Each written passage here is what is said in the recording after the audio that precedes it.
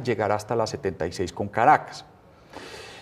Y también ustedes saben que todo este proyecto para el Metro de Bogotá no ha estado exento de polémicas. Incluso corre el plazo para que la jueza 16 administrativa de oralidad defina una demanda de acción de cumplimiento que quiere frenar ese proyecto. Alega que se ha alegado que no se ha utilizado el 15% de las vigencias futuras que aprobó el Consejo de Bogotá en noviembre de 2017 y que además dice que quien alega que el proyecto no tiene financiación y estudios de factibilidad. Vamos a preguntar si eso es cierto. Por otro lado, una comisión del Consejo encargada de vigilar el proyecto encontró que hay 22 riesgos identificados, pero también aclaró que ninguno de ellos tiene ni alto impacto ni alta probabilidad de ocurrencia, pero que sí deben ser analizados por el Ministerio de Hacienda y por la banca multilateral. Hay muchas preguntas que se han planteado en estos días en medio de todo, sobre todo del debate político, Manolito. Claro, es que siempre, desde que yo cubro Bogotá hace unos añitos, siempre el metro se ha convertido en un motivo o de oposición o de apoyo a cualquier candidato.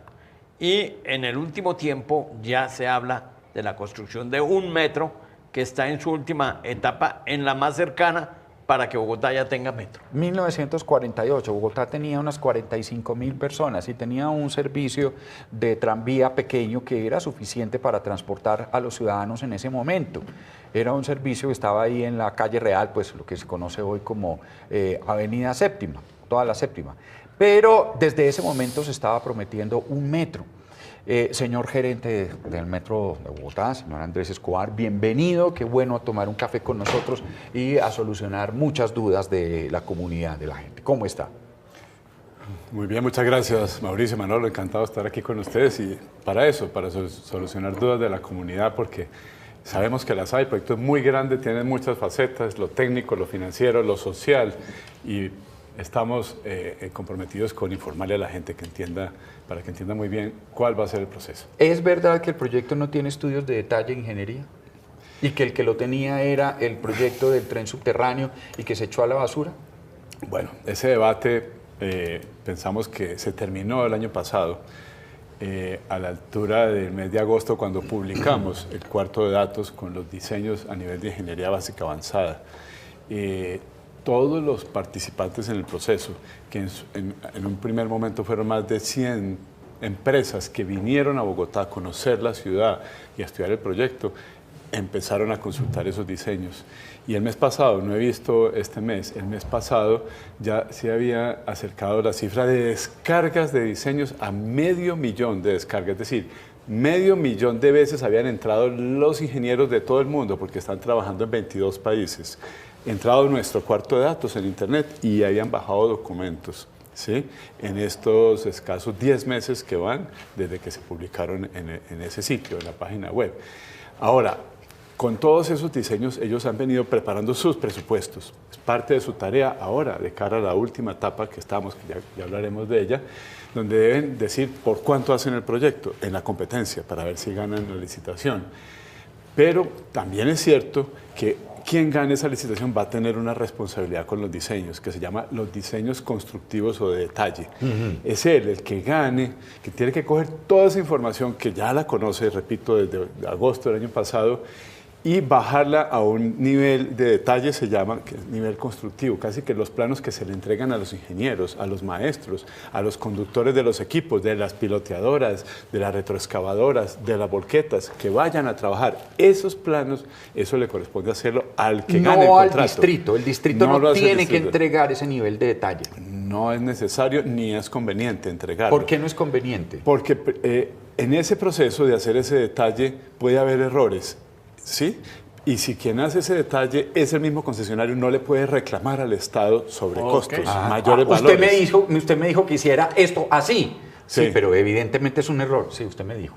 Entonces, como el error es suyo, que usted es el Estado y usted me dio el plano, me tiene que pagar la demolición que hay que hacer porque yo hice la cosa como estaba ahí y resulta que encontramos que era inviable porque no, por alguna razón no conectaba con esta otra columna, esta estructura, este riel, este cable, este poste, y entonces hay que tumbarlo y hay que volverlo a hacer, entonces usted me paga. Es donde nacen los famosos sobrecostos de las obras civiles en Colombia, que todos sabemos esa triste estadística que suelen terminar costando hasta 2 veces el valor inicial del contrato. Bueno, esa es una de las razones, que el Estado se pone a hacer los diseños de detalle y en esos errores se le devuelven después como una reclamación de mayor costo. Es decir, en esa ingeniería de detalle que tienen que hacer los propios concesionarios, ¿se podría ir un tiempo más para empezar a construir la obra? La ingeniería de detalle toma un tiempo, pero es un tiempo que va transcurriendo de forma paralela a los montajes que tienen que hacer el constructor. Porque una vez se adjudique, recordemos, el constructor tiene que hacer muchos preparativos. Tiene que comenzar por montar los pactos de prefabricados, porque este metro se va a construir mayoritariamente prefabricado, porque buscamos reducir el impacto de las obras sobre el tránsito en la ciudad, sobre el día a día, y sobre todo sobre la circulación de vehículos. Cuando paren una vía porque se va a montar algo, ya traen la estructura hecha, correcto, la montan, correcto, le darán pues unos toques finales. Ese es el sistema que obligamos a que se utilice pensando justamente en reducir el impacto sobre la movilidad de la ciudad. Porque si permitiéramos que se construyera en el sitio con formaletas, habría que ocupar mucho espacio de la vía. De acuerdo del Metro de Medellín.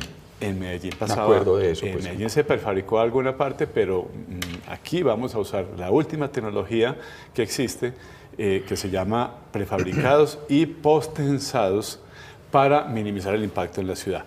Se fabrican en esos patios talleres los elementos pequeños que se transportan en vehículos normales por la ciudad, no son unas grandes tractomulas transportando unas vigas inmensas, sino unos elementos pequeños relativamente que pasan por cualquier calle y después que llegan al sitio se suben y se ensamblan. Doctor, con un y el sistema distrito no tiene nada postensado que ver con los diseños de detalle. Quiero decir, le entrega esto y después se sorprenderá con lo que está hecho o tiene alguna injerencia. No, para nada.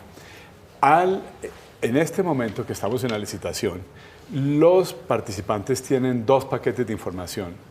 Lo que está en el cuarto de datos, que son los diseños de ingeniería básica avanzada, y lo que le entregamos el pasado 28 de junio, que son las especificaciones técnicas obligatorias, es decir, las características que tiene que reunir todo el proyecto. Son más de 4.000 páginas con esas características, con esas especificaciones. Entonces, quien gane, solo el que gane, toma ese paquete, empieza a producir sus planos de detalle, sus diseños de detalle y los pasa al interventor. El interventor, que es otra firma que vamos a contratar en este resto de año, especializada en metros, es el que chequea que el diseño de detalle cumple con las especificaciones. ¿Sí? Donde la especificación dice que una pasarela tiene que tener de ancho 380, el diseño que le presenta el interventor cumpla con esos 380. ¿Sí? Todas esas especificaciones son obligatorias y eso es muy buena parte de la documentación que se entregó la semana pasada. ¿A quiénes? A los 6 participantes, nada más. Cuando hablamos nosotros de la demora que hubo, digamos, en el cronograma, porque hoy hablan de que si se hubiera hecho el subterráneo, ya estábamos inclusive poniendo la primera piedra.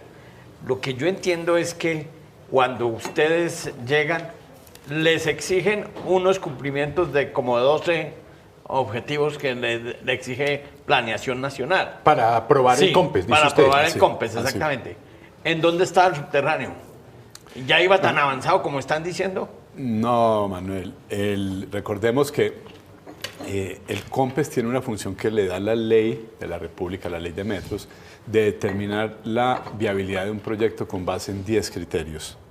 Esos 10 criterios, ningún proyecto nunca, jamás los cumplió. Ni el que adelantó el gobierno Petro, ni el de Samuel Moreno, ni ninguno de los otros 5 que se han hecho en el pasado. Ninguno llegó a esa instancia.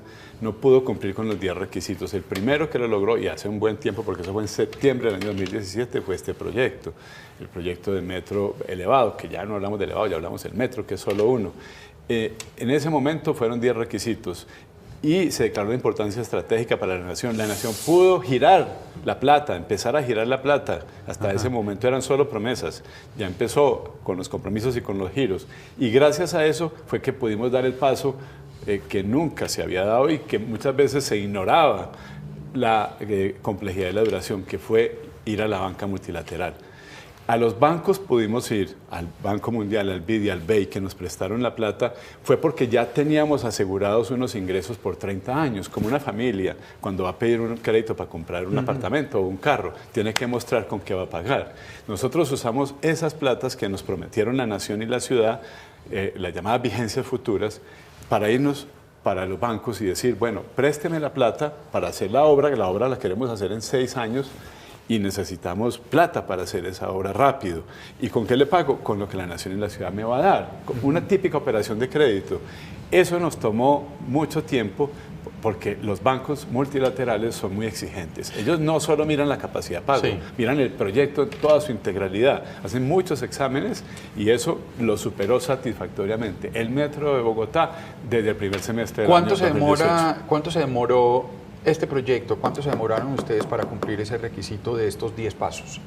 2 años y medio. Eso se hizo, ¿no? Eso se logró, el COMPES los aprobó en septiembre del año 2017 y el gobierno Peñalosa empezó en enero del 2016. Okay. Bueno. Pero le hago una pregunta. ¿Por qué se dice que es ilegal el metro cuando se habla de vigencias futuras? Eso ustedes, es, o sea, ustedes es que tenían que... En este momento corre ese plazo, ¿sí? Donde un juez tiene que decidir, la jueza 16 administrativa, oralidad, tiene que definir si acepta una demanda de acción de cumplimiento o no. Precisamente por eso, ahora complemente la pregunta, Manuel. Es decir, las vigencias futuras, ¿ustedes ya empezaron a utilizarlas? ¿O se tienen, o se empiezan a utilizar en qué momento, o no las han utilizado, o qué va a pasar? Las vigencias futuras que la nación y la ciudad se comprometieron a darle a la empresa Metro, ya las hemos recibido, ya no las hemos gastado. ¿En qué? Especialmente en compra de tierras. No hemos empezado a ejecutarla en el contrato de construcción porque no ha empezado. Estamos hablando que estamos en la licitación, pero sí las hemos ido gastando en la adquisición de tierras, de predios y también en el traslado de redes de servicios públicos. Sí se están ejecutando. Y la juez en su sabiduría pues hablará todo este asunto, todo es un tema de orden presupuestal, que nosotros estamos sumamente tranquilos porque las decisiones que se tomaron sobre vigencias futuras las han revisado los bancos multilaterales que a partir de eso, como decíamos hace un momento, prestaron un dinero. Es decir, ellos creen que los recursos para repagar existen, están sólidos. ¿Sí? Hay un respaldo que tiene la empresa Metro para poder pagar sus deudas con los bancos internacionales. Ya. Y el respaldo son esas vigencias futuras. Hay algunas personas que piensan que eso no tiene solidez jurídica, pero son muy poquitas personas y pues tal vez no entienden este asunto o no han profundizado como sí lo hicieron los bancos cuando evaluaron esas fuentes de recursos y dijeron, listo, les podemos prestar porque ustedes con eso van a pagar. Se está apresurando el cronograma irresponsablemente porque es que hay algunas voces políticas que dicen ¿por qué no con todos los debates deje usted a que ese cronograma lo avance el siguiente alcalde? Lo que quieren hacer es que esto quede listo para que... Eso no se lo han dicho al gobernador porque van a contratar al Regiotrans, por ejemplo. Por ejemplo, pero sí, eso sí es algo que se está diciendo desde distintos sectores políticos. En Bogotá siempre se dice eso. No, nosotros... Yo le quiero preguntar lo que se está preguntando la gente. Y aquí estamos para responderlo, claro que sí, claro que sí. No, sencillamente estamos cumpliendo el compromiso que tiene el alcalde Enrique Peñalosa con la ciudadanía. En el plan de desarrollo está previsto que la ciudad va a dejar asegurado el metro. En eso estamos.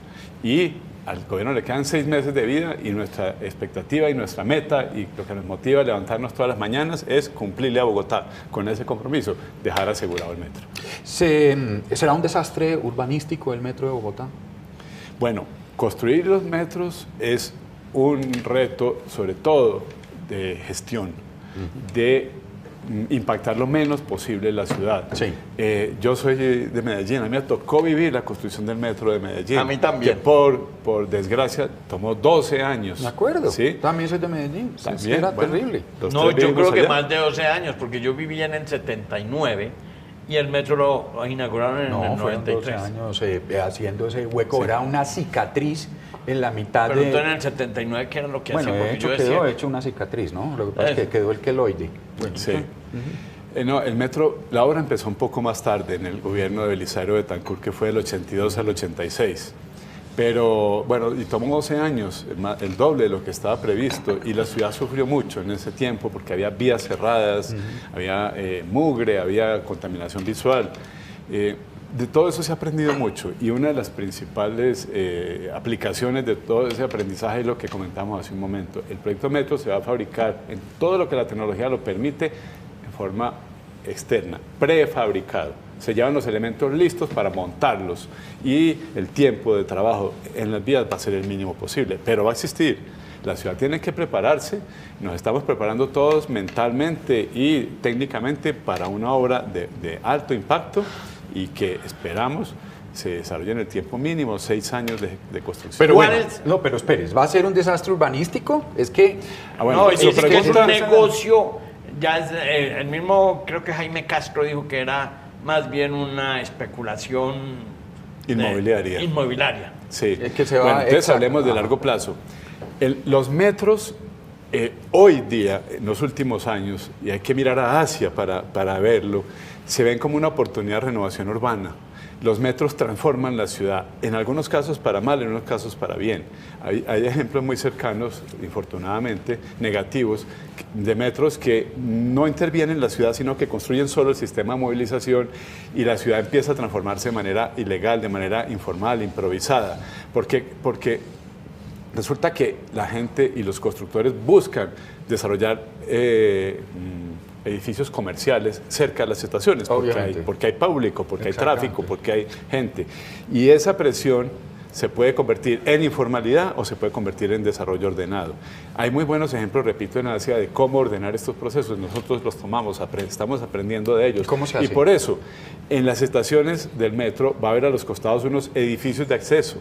Son 28 edificios en 16 estaciones, o sea que hay estaciones que tienen de a 2 edificios, uno en cada costado, en donde van a estar todos los elementos de la estación, que son las taquillas, las escaleras eléctricas, los ascensores para discapacitados, los baños, los torniquetes, que no van a ser torniquetes, sino barreras robustas y muy anticolados, todo lo del metro, pero además servicios al ciudadano, comercio, supercades, vamos a tener 3 supercades, vamos a tener puntos de información al turista y al residente. O sea, vamos a tener restaurantes, bancos, farmacias, una cantidad de servicios. Pero en edificios ya construidos. No, edificios que son parte del proyecto Metro. Se van a construir, se tumba lo que ha al lado y se hacen edificios de proyecto Metro. Sí, así es. Estamos comprando los predios al lado de las estaciones para lograr 2 objetivos.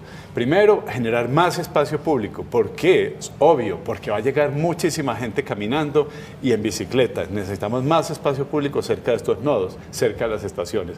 Y segundo, entonces construimos unos edificios pero retrocedidos, es decir, repito, regenerando andenes y plazoletas. Y en esos edificios es que se le prestan los servicios a la ciudadanía para evitar la informalidad, para que la gente encuentre a la salida, cuando va llegando a su casa por la noche, dónde comprar algo de primera necesidad, o dónde comer, o dónde pasar un rato con alguien de su familia, o que se encuentre, en fin, darle muchos más servicios que la simple movilidad. Y por vía de eso hacer un detonante de renovación urbana ordenado, una oferta ordenada de servicios para los usuarios. Ese es el punto de partida. Me pregunta el doctor Sergio Nieves, me parece una pregunta interesante. ¿Cuántos son los aportes de la Nación y el Distrito para el metro? ¿Y cuánto valor total tiene la línea del metro para el manejo de los dos? Magnífico, buena pregunta del concejal Sergio Nieves, porque en eso hay muchas cifras que confunden a la gente. Empecemos por hablar de la inversión. El costo de las obras que se va a realizar se acerca a los 13 billones de pesos, 12.9 billones de pesos. Pero más que eso, la empresa Metro tiene que pagar otra serie de rubros. Uno muy importante, que ya lo habíamos mencionado hace un momento, es el servicio de la deuda. La empresa Metro tiene que endeudarse en una cantidad muy importante, aproximadamente en 2.600 millones de dólares. Esa deuda nos va a generar intereses a lo largo de 30 años. Esos intereses también son un costo del proyecto, un costo indirecto. ahí usamos el ejemplo cuando una familia va a comprar un apartamento y le dicen en la sala de ventas, el apartamento vale 200 millones de pesos. Si la familia tuviera la suerte de tener ahorrado los 200 millones de pesos, eso vale el apartamento. Pero eso no es lo normal. No es tan fácil. Casi todos tenemos que ir a pedir un crédito. Yo he pagado 10 veces mi apartamento.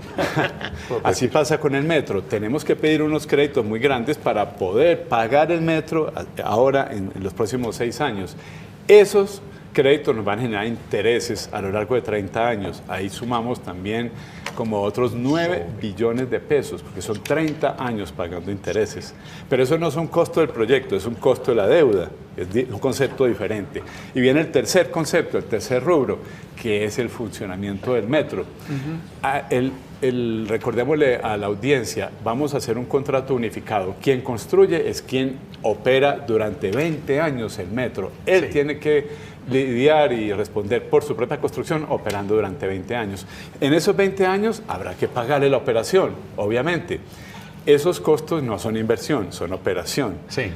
Eso también está estimado en unos 3 billones de pesos. Es otro rubro que entra a las cuentas, pero que no hace parte del costo del proyecto metro, de la inversión del metro, que sigue siendo el mismo presupuesto que nos aprobó, entre otras porque no hay más dinero que el dinero que nos aprobó la nación y la ciudad. Es cierto lo que se asegura, que es más caro el metro elevado que el metro subterráneo que van a hacer.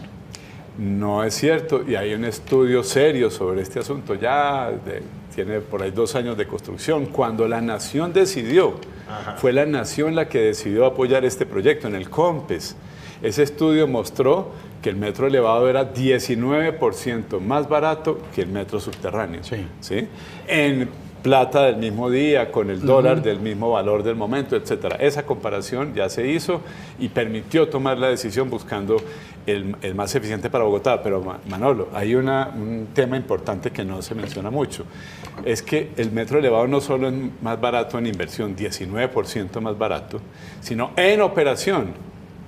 Porque como se puede ver en las imágenes, un metro elevado es un metro ambientalmente sostenible, se ventila solo, se ilumina solo. Cuando es un metro subterráneo hay que inyectar aire para que puedan respirar las personas que van dentro del tren, por allá en un túnel muy largo que a veces tiene entre estación y estación más de 1 kilómetro. Bueno, ese es aire inyectado con máquinas, cuesta dinero, hay que iluminarlo porque está bajo tierra, no entra el sol, mientras que un metro elevado tiene menos costos de operación y la tarifa va a salir más barata porque tiene menos gastos, porque aprovechamos la luz y el aire que son gratis. Sí. Bueno, ¿por qué están ustedes expidiendo unos test, unos títulos? Unos títulos.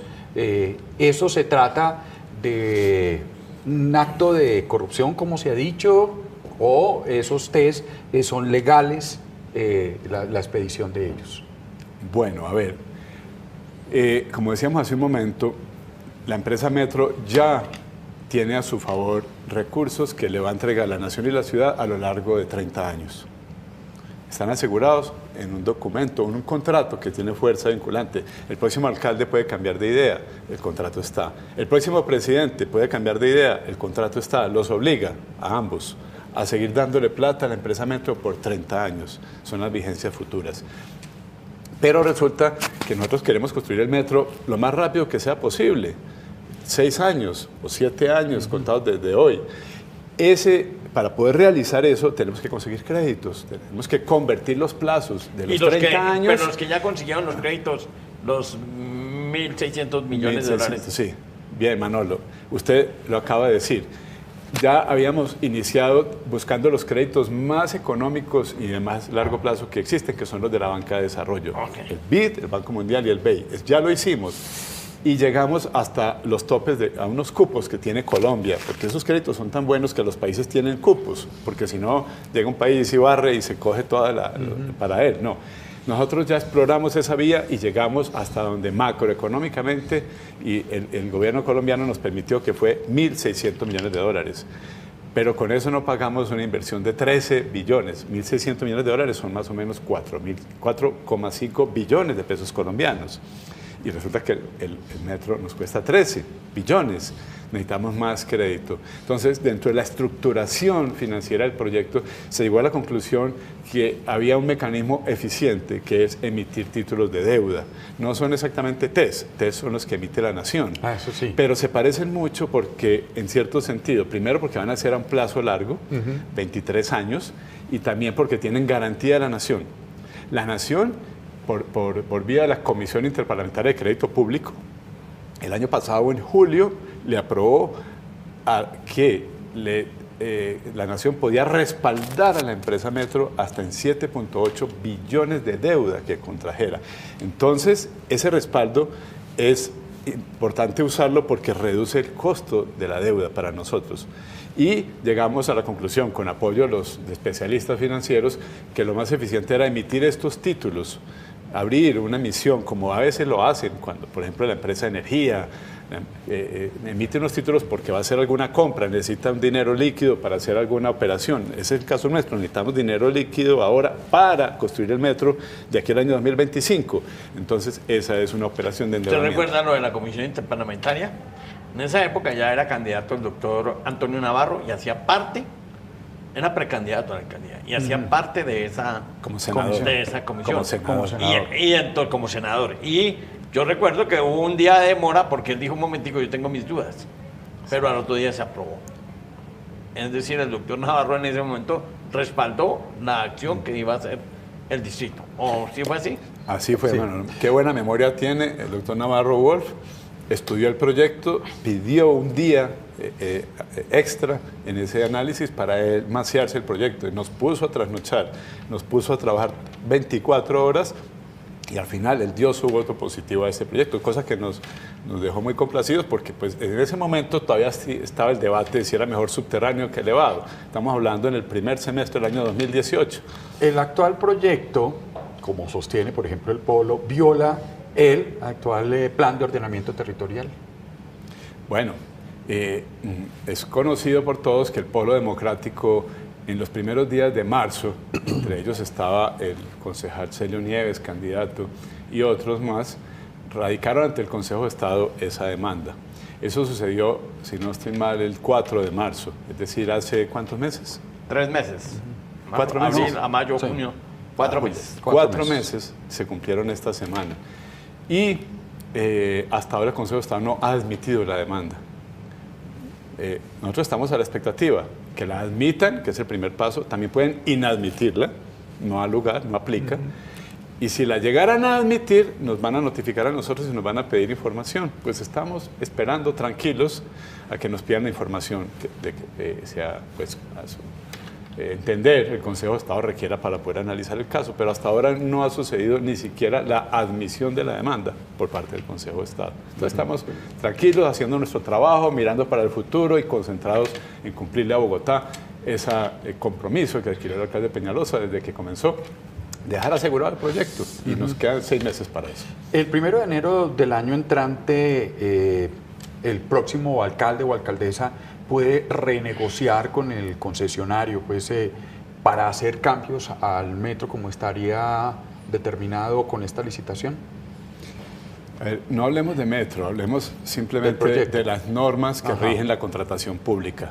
Cuando el Estado firma con un particular un contrato, es ley para las partes, quedan ambos obligados. Si alguno en algún momento quiere cambiar lo que firmó, tiene que conseguir la aprobación de la otra parte. Tiene que haber un acuerdo de voluntades para modificar el contrato. Primero. Segundo, si esa modificación le genera mayores costos al Estado, hay que justificar muy bien porque ese mayor costo no es un detrimento patrimonial, ¿sí? Porque, en principio, si se había contratado algo para hacerlo por una suma de 100 pesos, pero se va a transformar y ya no va a costar 100, sino 100 más algo, ese algo puede ser un detrimento para el Estado. Y, por consiguiente, en ese momento, pues, quien vaya a firmar ese cambio va a tener un problema de índole individual muy complicado, porque ese cambio puede generarle un detrimento al Estado y una consecuencia a esa persona por ese detrimento. De manera que es muy difícil contractualmente modificar un contrato porque se requiere la voluntad de las partes. Y si es para subir el costo, para el Estado es muy difícil subirlo. Y si es para reducir el costo del proyecto, pues es el particular que contrató y dice, no, yo no lo voy a reducir porque yo gané una licitación con ese precio y ese precio es el que a mí me cuesta desarrollar el proyecto. No voy a aceptar que hacerlo por menos. Entonces es sumamente difícil modificarlo una vez esté contratado. Y no hablo del metro, hablo de cualquier contrato público. Ya. ¿Cuánta distancia hay entre estaciones en este momento en el proyecto que se tiene actualmente del metro? El proyecto va a tener 16 estaciones y en promedio cada una va a estar a 1.400 metros de la otra. ¿No es muy lejos? Eso es la pregunta, o sea, kilómetro y medio, pues, sí. Un poco kilómetro y medio. Puede ser lejos, pero entonces expliquemos las ventajas y las desventajas. Primero, recordemos que el trazado del metro tiene una forma de L, un tramo que viene del occidente del río Bogotá, en Bosa, y sube hasta la Caracas con Primera, y ahí voltea en ángulo recto y viene por la Caracas hasta el sector de los Héroes. Entonces, en el tramo occidental, el metro va a recoger muchísima gente. Y allí las estaciones son a 1 kilómetro de distancia, es decir, a una persona puede escoger una estación, le puede quedar a 500, a 600, 700 metros, una distancia sumamente manejable en el estándar mundial para caminar. Incluso en bicicleta, pues es cosa de minutos acercarse a las estaciones que van a tener, recordémoslo, todas cicloparqueaderos. Entonces, en ese tramo las estaciones son muy cercanas entre unas y otras, una zona muy densa residencialmente, es donde, digamos, la gente va a subirse al metro por la mañana. Y se va a subir también porque llegan en los alimentadores de Transmilenio, en los que ya existen, en las troncales que ya cruzan nuestro trazado metro, y en los dos futuras, que es la ciudad de Cali, llegando de Soacha, y la avenida 68, que viene desde el sur y va a ayudar a traer a la gente también hasta el metro.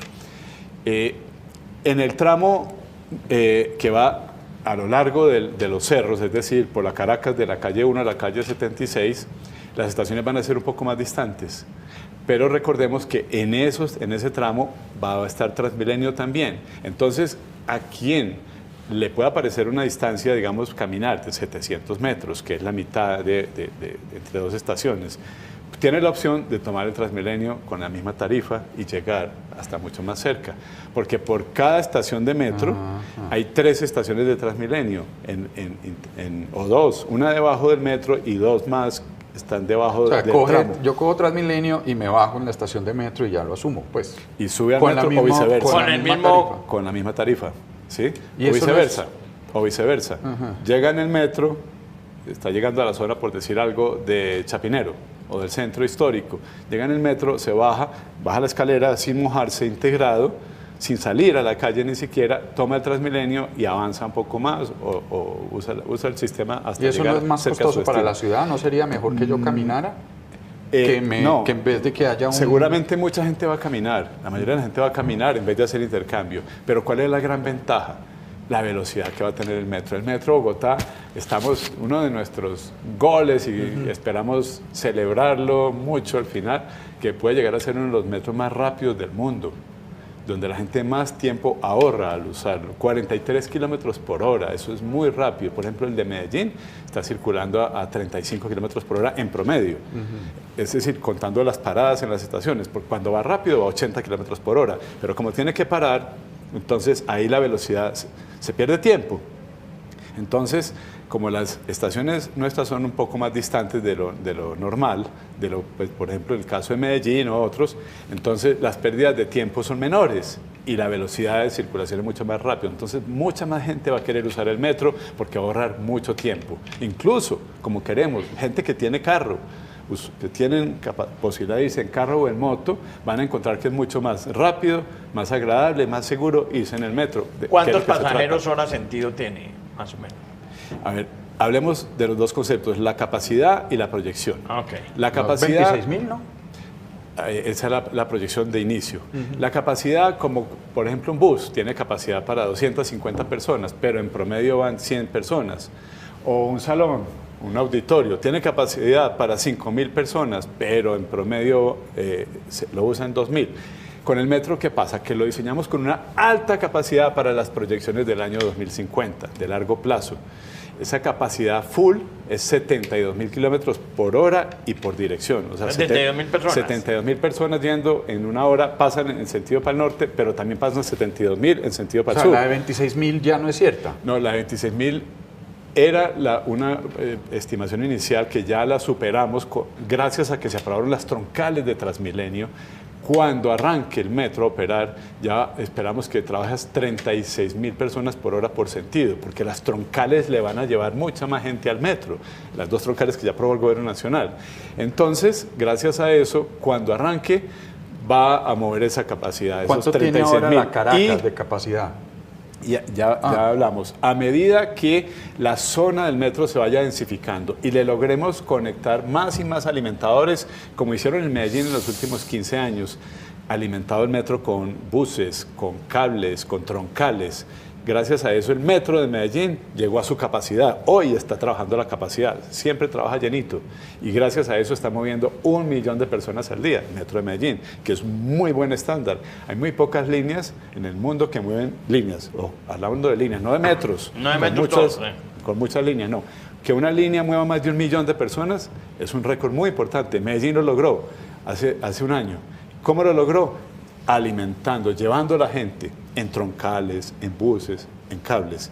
Si nosotros en Bogotá logramos eso mismo también, la línea del metro va a pasar del 1 millón de habitantes, del 1 millón de pasajeros al día, va a superar esa cifra y esperamos que no se demore 20 años, sino que se demore pocos años, pero eso depende de que también hagamos la gestión de alimentación y de densificación del corredor del metro, que seamos exitosos en la renovación urbana, que más gente viva en el corredor del metro, use el metro, haga sus comercios, sus compras, todo alrededor del metro, como un ecosistema basado en un modo sostenible que es el metro y alimentado por personas que no usan nunca motorizados, o que se acercan caminando o que se acercan en bicicleta.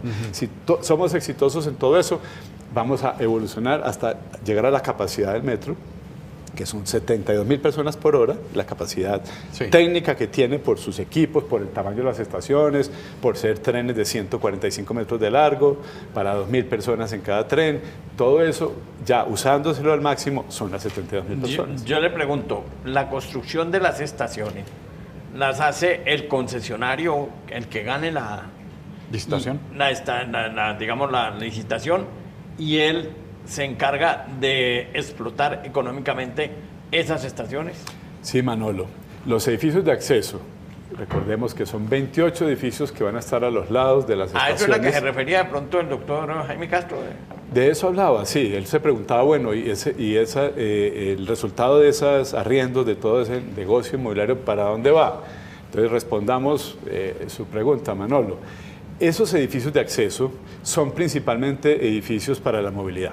Ahí está lo que decíamos ahora, las escaleras eléctricas, ascensores, las taquillas, los baños, los torniquetes, la subestación eléctrica, el cuarto de policía, el calabozo. Vamos a tener un calabozo en cada una de las estaciones para detener temporalmente ahí a los que capturen. Vamos a tener puestos de primeros auxilios.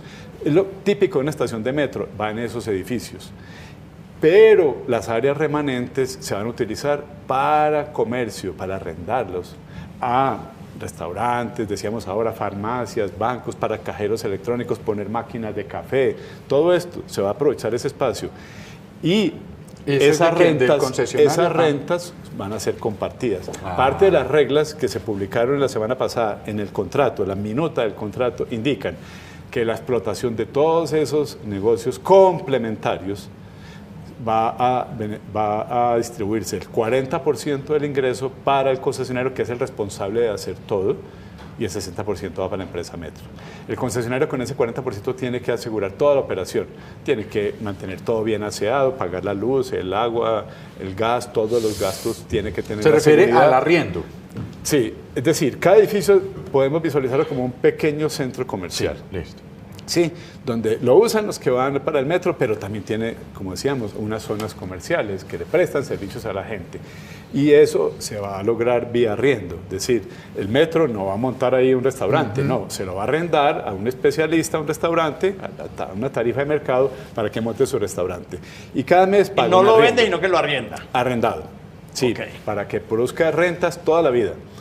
Entonces ese restaurante paga un arriendo. De ese arriendo, el 40% va al concesionario del metro, porque con ese dinero es que él va a pagar la vigilancia, la energía, el agua, el aseo, todos los días tiene que limpiar todo, etcétera. El mantenimiento de todo ese edificio, de ese pequeño centrico comercial. Y el 60% viene a la empresa metro. ¿Y para qué la empresa metro? Para poder mantener la tarifa bajita.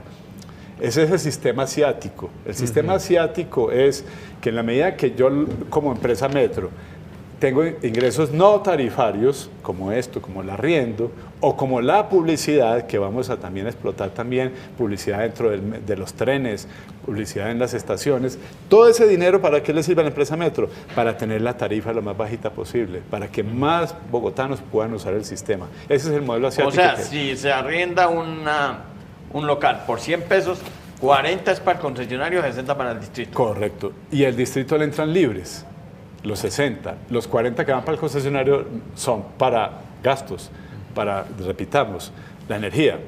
Hay que iluminar escaleras eléctricas, ascensores, vigilancia, cámaras de seguridad. Para los vigilantes mismos, que tienen que haber vigilantes en las puertas, en los corredores, en la entrada de los torniquetes. Para el aseo, todo ese gasto lo tiene que hacer el concesionario con parte de ese ingreso que recibe el 40%. Y mientras que la empresa metro recibe el 60% de esos 100 pesos que paga, Para la tarifa. por ejemplo, el señor del restaurante, y son para la empresa metro pulpos, limpios, porque los gastos, no tenemos que hacer gastos con eso lo hace el concesionario. Y eso nos va a servir como un ingreso complementario para poder mantener la tarifa lo más bajita posible. Bueno, volvamos a la Caracas. Yo me acuerdo que aquí mismo, en este espacio en Despierta Bogotá, me acuerdo que reveló en ese momento, y en ese momento fue una primicia, diciendo como la Caracas debía tener espacios para tráfico, tránsito de bicicletas. Y para peatones. Y para peatones. Por lo tanto, se iba a reducir el carril de los vehículos. Y eso va a significar una nueva dificultad, pero hablemos de eso. Hablemos de dificultad para los que tienen vehículos. Pero, ¿por qué se toma esa decisión y qué ventajas tiene?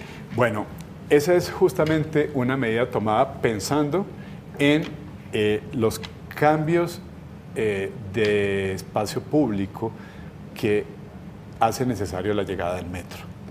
Porque el metro en cualquier ciudad que llegue va a generar un tráfico de gente muy grande. Y ese tráfico de gente, si se facilita, se vuelve orden, se vuelve desarrollo urbano, se vuelve un ambiente atractivo para el peatón. Si no se facilita, lo que se vuelve son espacios feos, espacios deteriorados, con inseguridad, ventas ambulantes, en fin, ya todos entendemos que es un espacio, digamos, por donde nadie quiere pasar, por donde da susto, hay temores de circular, versus un espacio amable. Entonces, eso segundo, construir un espacio amable implica transformar. Hoy día la avenida Caracas es una avenida que no es amable para el peatón. No es horrorosa. No es fácil, no es atractiva. De hecho, transmite una sensación de inseguridad. Terrible. Y eso viene sucediendo desde hace 30 años, cuando la avenida Caracas se hizo el primer intento de volver una troncal, Andrés Pastrana, tal vez Manolo, que tiene Las esa memoria. punticas que uno iba a pasar, eso era... Eso parecía una cárcel. Sí, entonces le pusieron chuzos por Son toda la unos avenida. chuzos, era horroroso. Cuando hizo el primer intento de que la Caracas se troncal. convirtiera Uf. en un tráfico más organizado, pues tuvo un impacto negativo porque no fue amable con el peatón. No al había contrario. estaciones, por ejemplo. Al contrario, era dificilísimo para el usuario llegar hasta subirse hasta el bus. Entonces, bueno, la Caracas tiene un proceso de deterioro de mucho más antiguo que eso, desde los años 60, si se quiere, 70, que era la congestión de buses que paraban sin Dios ni ley en cualquier parte, en el carril de la mitad, en cualquier esquina se detenían. Eso fue una de las causas originales del deterioro urbanístico de la avenida Caracas. Ahora, el metro es una oportunidad de rescatar la avenida Caracas y casi que una obligación, porque como va a llegar tanta gente a usar el metro, tenemos que facilitarle la vida a esas personas, que lleguen por un espacio cómodo, iluminado, si está de noche, amplio, que tenga verde, que den ganas de estar allí. Y eso significa ampliar andenes, ampliar espacio público. También queremos que lleguen a las estaciones en los modos sostenibles por excelencia, ya es el peatón, que menos impacto tiene, y la bicicleta. Queremos facilitar que los usuarios del metro lleguen a las estaciones en bicicleta y hay dos expresiones concretas de eso. Primero, ciclorruta a todo lo largo del metro. 19 de los 24 kilómetros van a tener ciclorruta o debajo del viaducto o por un costado de la vía, como es en el caso de la Caracas, que van por los costados. Y cicloparqueaderos en las estaciones, para que esa persona que vive a 2 kilómetros, que es muy lejos para ir caminando hasta el metro, pero muy cerquita para ir en bicicleta, no lo piense dos veces. Se vaya en su bicicleta, se le facilita la llegada y la guarda de la bicicleta mientras está pues en su destino, vueltas, ¿sí? En sus vueltas, en el trabajo, en el colegio, donde sea. Eso se llama poner en prioridad los modos sostenibles, el peatón y la bicicleta. ¿Y cuál es el sacrificado en últimas? El vehículo particular. El vehículo que hoy por hoy circula en la Caracas en muy bajo volumen. La Caracas, me preguntaba hace un momento Mauricio, ¿cuántas personas se mueven en una hora? Alrededor, a veces, hasta más de 50.000 personas por hora. Lo cual significaría que el metro la superaría. El metro va a tener una capacidad mayor que lo que hoy tiene la Caracas de movilización. Pero además queda con dos sistemas. Siendo inmensa la capacidad de la Caracas hoy.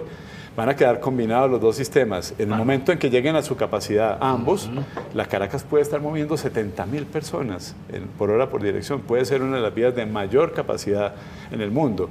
Una parte muy grande en el metro y una parte menor en el Transmilenio, porque esa es una de las consecuencias que no la mencioné ahora, muy importante, de esa combinación de metro-Transmilenio.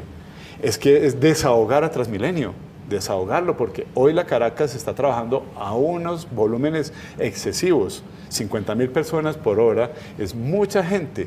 Transmilenio no se diseñó para eso. En la época de oro de Transmilenio, era cuando en la Caracas se movían 30.000 personas por hora. Entonces la gente pues, estaba cómoda en la estación al hacer la fila para subirse al bus, porque eran menos volúmenes de personas. Hoy no está trabajando como debe ser. Entonces la llegada del metro va a permitir aliviar a Transmilenio y que vuelva a ser fácil llegar a la estación y tomar el servicio en cualquiera de las puertas.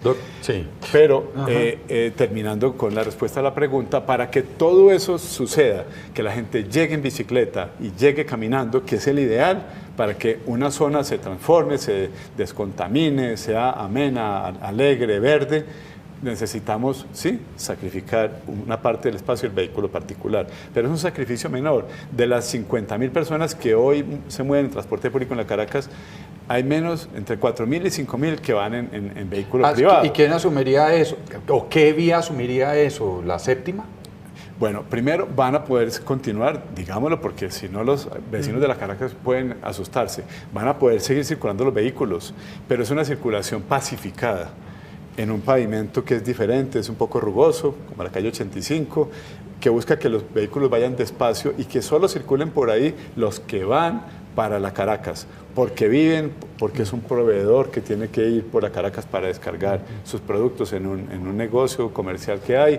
Todos los vehículos van a poder seguir circulando, pero a una velocidad menor, pacificada, compatible con un ambiente mucho más amable con el peatón y con el ciclista, que es lo que se quiere privilegiar. Perfecto. Yo le quiero preguntar, dentro del POT se habla de la segunda fase de la primera línea y se habla ya de una segunda línea. O sea, son dos cosas distintas.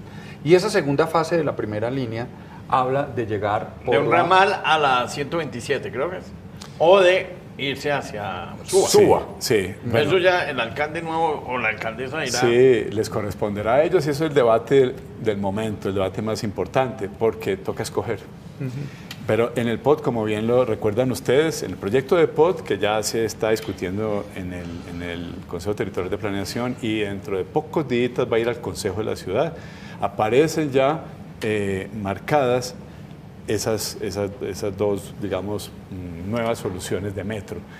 La primera es la segunda etapa de la línea actual, que recordemos, termina muy cerca de Los Héroes. Entonces, las prolongaciones pueden ser en una o en dos etapas.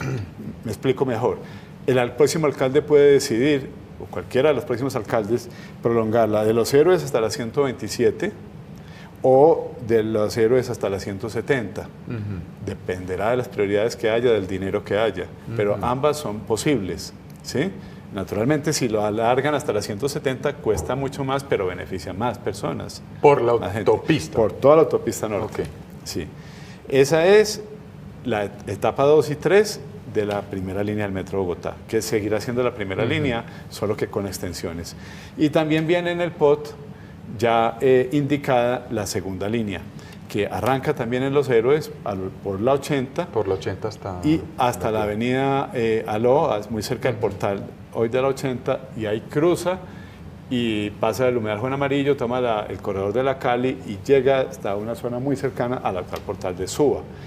Es una línea de 14 kilómetros, mucho más importante y costosa que la prolongación de las etapas de la primera línea, y será el próximo alcalde, será la ciudad y la nación, puesto que la ley de metros autoriza que la nación intervenga entre el 40 y el 70% del costo, las que decidan qué es lo prioritario para Bogotá. Y aquí en este caso, yo hablaba con un experto, un ambientalista, y me decía, es que el problema de hacer esa, entonces ahí sí va a tocar dos humedales, el de Santa María del Lago, que queda ahí en la 80, y pasaría por ahí, y el Juan Amarillo. Entonces ahí yo creo que, no sé si los hoy candidatos que hablan tanto de digamos, de subterráneo y de tanta cosa, tienen en cuenta ese detalle. Es un buen punto de discusión.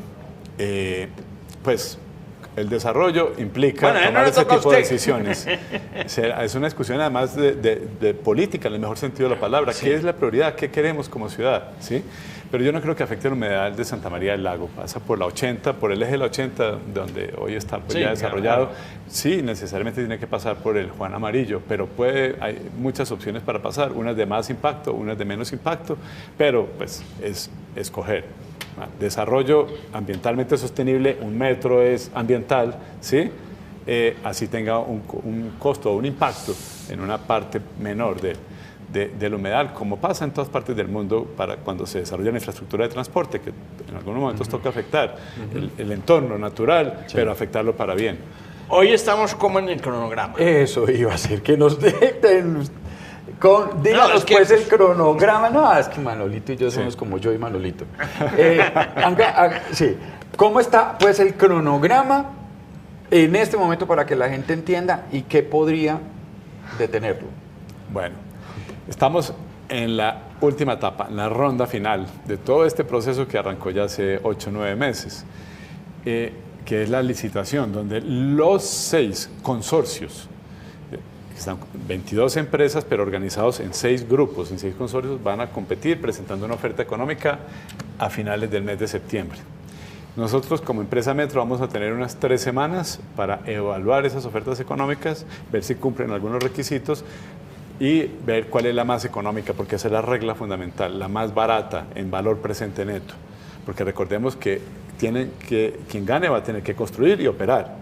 Construir, comprar los trenes o traerlos, si él es el mismo fabricante, traerlos a Colombia, importarlos, ponerlos a rodar y operar durante 20 años. Entonces, la fórmula de adjudicación es la más barata en valor presente neto. No es la que haya la construcción más barata o el que opere más barato, es la mezcla. El que haga el conjunto de todo el contrato más económico es el que va a resultar ganador. Y eso se va a conocer el 22 de octubre de este año, según el programa vigente. ¿Qué puede pasar para que esas fechas no se logren? Pues en el campo de las teorías, de las hipótesis, de los escenarios, que alguna demanda, algún juez diga, pare un momento a revisar tal cosa. Eso existe en el ámbito de las probabilidades, no podemos negarlo, pero en cuanto a percepción nuestra, estamos sumamente optimistas y tranquilos porque las demandas que se han hecho en el pasado, ninguna ha prosperado y las que se han hecho en estos días ni siquiera han sido admitidas, como decíamos hace un momento, por el Consejo de Estado, por el Tribunal, que es el primer paso para entrar a estudiarlas. Pregunto, todas las empresas, porque se han presentado informes cuestionando algunas empresas, ¿todas están habilitadas, todas las que en este momento están, digamos, sí, buscando la construcción del metro? Sí, de los 7 consorcios que se presentaron en la primera etapa de precalificación, 1 quedó por fuera, no más. Quedaron 6 habilitados. Esos 6 pasaron todas las evaluaciones, incluyendo los departamentos de integridad de los bancos multilaterales. Expliquémosle a los oyentes qué es eso. La justicia colombiana no tiene capacidad de condenar a una empresa o a un ciudadano que cometa un delito en Europa. La justicia colombiana no tiene manera de hacerlo, pero los bancos sí. La banca multilateral, el Banco Mundial especialmente, que está conformado por 164 países, o el BID o el BEI, sí tienen capacidad de sancionar a una empresa que comete un delito en Europa y pedirle que participe en un proceso en Colombia.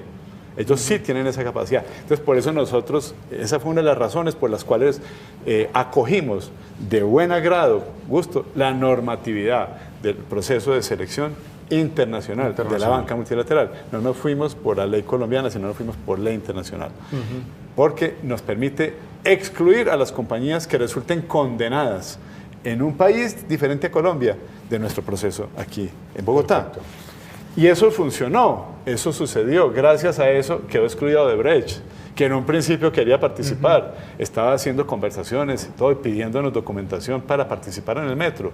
Gracias al ejercicio que hizo la banca multilateral, Odebrecht en octubre del año pasado, un día que recordamos mucho porque fue muy importante y de mucha alegría para nosotros, quedó excluida de poder participar en esta licitación. Al procurador que estaba preguntando. Sí. Óigame, me pregunta Luis Carlos Caballero, una pregunta bien interesante. Ayer tocamos ese tema, pero quiero tocarla con usted. ¿Cómo se integra el metro con el Regiotram? En la 26, por ejemplo. Muy buena pregunta. Es muy buena pregunta de Luis Carlos Caballero, que nos dio un abrazo, Luis. El Regiotram va a llegar hasta la estación de La Sabana, claramente usando el corredor férreo existente. Y en este momento está en estructuración, digamos, la línea de conexión con el metro que va desde la estación de La Sabana y se acerca, no llega físicamente a la estación del metro que va a quedar en la Caracas, entre calles 24 como a y 200 26. metros, decía el gobernador. No, están trabajando y buscando que quede más cerca que 200 metros. Ojalá lo logren bien. Tiene más costo, implica comprar más predios por parte de la Gobernación de Cundinamarca para que queden una con otra muy cerca y en su momento harán uso de la tecnología que ya existe, y es que un usuario tiene una ventana de tiempo desde que se baja de un medio y se sube al otro y no le cobra de nuevo. Sí, que ya existe, ya se usa para los transbordos, incluso de Transmilenio y el CITP. Entonces, quien use el Regiotram y llegue hasta la 24 con 15, pues podrá bajarse de esa última estación del Regiotram y subirse a la del metro, siempre y cuando lo haga en una ventana de tiempo de 15 minutos o algo de ese orden, sin tener que pagar de nuevo. Y entonces, de esa manera quedan integrados los dos sistemas. Quedan integrados los dos sistemas. Pues, doctor, muchísimas gracias. Qué maravilla esta conversación. Muchísimas gracias por habernos aclarado todos esos detalles. Manolito siempre ha preguntado si es verdad que los que miden menos de 1,30 pueden entrar gratis al metro. ¿Eso es cierto? Tranquilo, Manolo. En Medellín, uno de los aprendizajes... ¿En Medellín qué? Uno de los aprendizajes que alguna ventaja tiene construir un metro un poco tarde para la ciudad es que se aprende los errores de todas las otras ciudades. Imagínense 77 años aprendiendo. Imagínense que en Medellín, le cuento una anécdota de las muchas que sirvieron de aprendizaje. Cuando llegaron los primeros trenes, los paisas no alcanzaban a cogerse los tubos de arriba, no tenían manijas, porque eran trenes alemanes y los alemanes son muy grandes. Son grandecitos. Sí. Entonces se demoraron un tiempo haciéndole unos aditamentos, unos cambios para poner los tubos más bajitos y que los paisas todos pudieran usar. Yo me acuerdo que sí tenían esa, bueno, yo sí alcanzaba, pero su merced, ¿qué me iba a decir? Es que le voy a decir una cosa. El Tribunal Administrativo de Cundinamarca ha declarado que la empresa Metro le hizo entrega de información al concejal Manuel Sarmiento sobre, porque él decía cuánto es que vale el metro y no sé qué, y preguntaba y metió ¿cómo se llama eso? ¿Acción de cumplimiento? Una acción una acción de insistencia ya. Para poder publicar lo que él tiene. La tribunal le dijo, no, momentico, eso es información reservada y no se puede publicar. Usted la tiene como control político, ¿cierto? Usted la conoce, pero ojo con divulgarla. Así sea en un debate. Ese fallo salió recientemente del Tribunal Administrativo de Cundinamarca. Por si no sabía también el gerente. Por si no sabía, lo chiviaron. Muchas gracias, sí, no lo sabíamos. Y tiene toda la razón el juez o el tribunal, porque la ley determina que la información financiera que se produce como parte de una estructuración de una concesión, que es nuestro caso, no se le puede entregar, no se puede divulgar, porque se puede convertir en una ventaja para alguno de los competidores. Entonces, bueno, en ejercicio del derecho de control político, nos vimos obligados a entregar la información a un concejal, pero el mismo juez le dice al concejal, usted es para su uso, esa información, es depositario, incluso está marcada, no la puede fotocopiar, y si esa información llega a manos de uno de los proponentes, se genera un problema muy serio, porque le da una ventaja a un proponente. Son las 8 de la mañana, 5 minutos. Muchas gracias, doctor, nuevamente. Muchas gracias a ustedes por Y esta invitación y entonces, esta oportunidad de contarle a la audiencia todo lo que viene pasando con nuestro proyecto Metro. Bueno, nosotros vamos a una pausa porque hay más para compartir con ustedes en Despierta Bogotá, el cafecito de la mañana.